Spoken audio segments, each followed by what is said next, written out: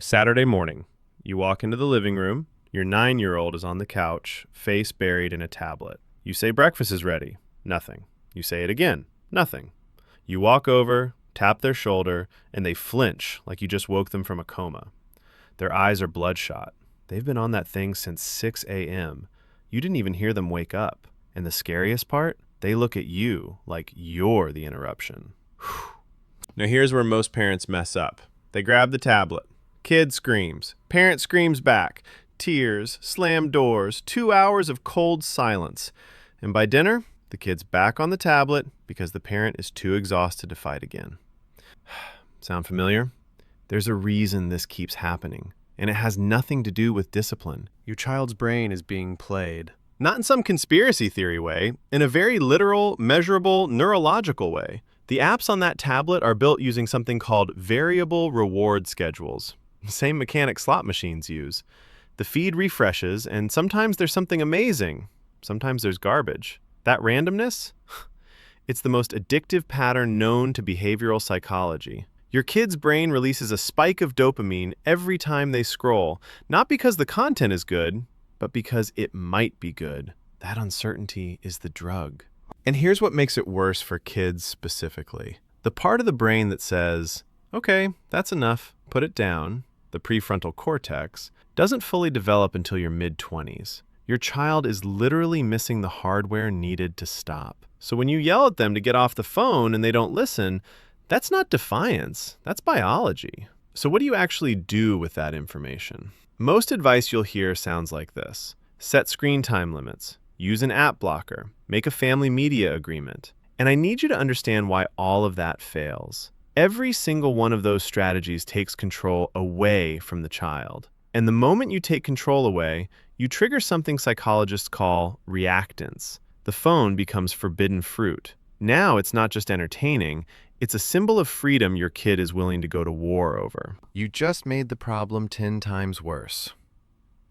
Here's what actually works. You don't take the phone away. You make the phone boring.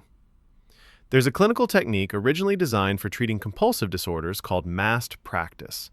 Instead of limiting screen time, you mandate it under specific, uncomfortable conditions. Kid wants to scroll TikTok? Fine. Sit them in an upright chair facing a blank wall. No snacks, no blanket, no comfortable position. And they scroll. For a full, uninterrupted hour. No switching apps, no talking, no stopping. Mandatory scrolling. What happens is wild. Within 20 minutes, the fun drains out of it. The brain can't sustain the dopamine loop when every comfortable association has been stripped away. The couch, the snacks, the cozy blanket, those aren't just comfort items. They're part of the addiction architecture. Remove them, and the phone stops feeling like an escape. It starts feeling like a chore. You didn't take anything away. You just changed the context. And the kid's brain does the rest. But that alone won't hold. You've filled a hole, and now you need to replace it with something. This is where most parents fail a second time. They remove the screen and then offer nothing. The kid is standing in a vacuum of boredom with a brain that's been trained to need constant stimulation. Of course they go right back. You need to flood the environment. Leave a half-built Lego set on the kitchen table. Put a basketball by the front door. Stick a book on their pillow. Not as a suggestion, as a physical obstacle they have to interact with before they can reach the device. Behavioral scientists call this choice architecture. You're not controlling the kid. You're redesigning the path of least resistance, so the easy thing to do is also the healthy thing. And here's one more piece that nobody talks about. Your child's phone habit is a mirror. Not always, but often enough that you need to hear it. Kids don't do what you tell them. They do what they see you doing. If you're checking your phone during dinner, scrolling in bed, reaching for it every time there's a lull in conversation, your kid is watching and learning. You can set every boundary in the world, but if you can't follow them yourself, your kid knows the rules are performance, not principle. So the real question isn't, how do you get your kid off the phone? It's whether you're willing to go first. Put your phone in a drawer during dinner. Read a physical book after 8 p.m. Be bored in front of them and let them watch you survive it.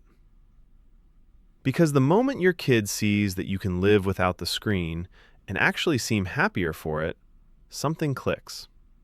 Not overnight, not in a week, but it clicks. And one morning you'll walk into the living room on a Saturday and they won't be on the couch with a tablet. They'll be doing something else, something real. And you'll realize you didn't have to fight them. You just had to show them there was something worth putting the phone down for. Starting with you.